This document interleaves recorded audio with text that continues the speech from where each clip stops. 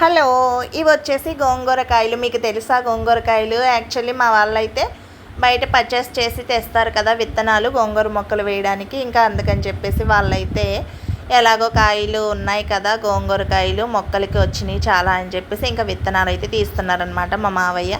ఇంకా మా అత్త అయితే ఉసిరి చెట్టు కింద ప్రతి సాటర్డే ఇంకా కల్లాపు జల్లి ముగ్గు వేస్తుందనమాట. ఇంకా అందుకే అది కూడా వీడియో తీసానమాట. ఉసిరి చెట్టు ఉంటే మంచిది కదా హౌస్ దగ్గర.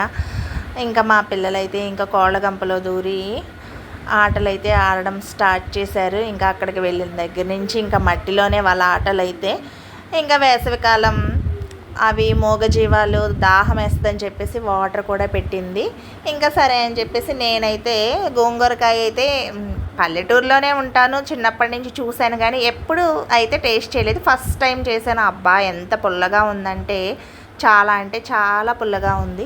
ఇంకా మా అత్త వాళ్ళ ఇంటికాడ నేచర్ అనమాట. ఇది తెలుసు కదా గేదెలు తాగడానికి కుడితే అనమాట. ఫస్ట్ టైం నేనే తీసుకెళ్ళి తౌడేసాను అనమాట. ఫస్ట్ నుంచి మాది వ్యవసాయం చేసుకునే కుటుంబమే. ఆయన గేదెలు తెలుసు కానీ నేను ఎప్పుడు తౌడెయ్యలేదు. నా ఊహ తెలిసేటప్పటికి గేదెలు అవి ఏం లేవన్నమాట. సో ఫస్ట్ టైం అయితే నేనైతే తౌడేసాను. ఇది ఇలా ఉండగా మా పిల్లలైతే స్కూల్ దగ్గర ఇలా నోట్స్ అయితే పడేశారు. ఇంకా వాళ్ళైతే నిజం డబ్బులు నిజం మనీ అని చెప్పేసి తెచ్చుకుని ఆడుకుంటున్నారనమాట. ఇంకా ఇలా అయితే పల్లెటూరులో మ్యాక్సిమం ఇలానే ఉంటుంది కదా డైలీ రొటీన్. మార్నింగ్ లేవడం, పనులు చేసుకోవడం, ఇంక ఇవే సరిపోతాయి. Thank you.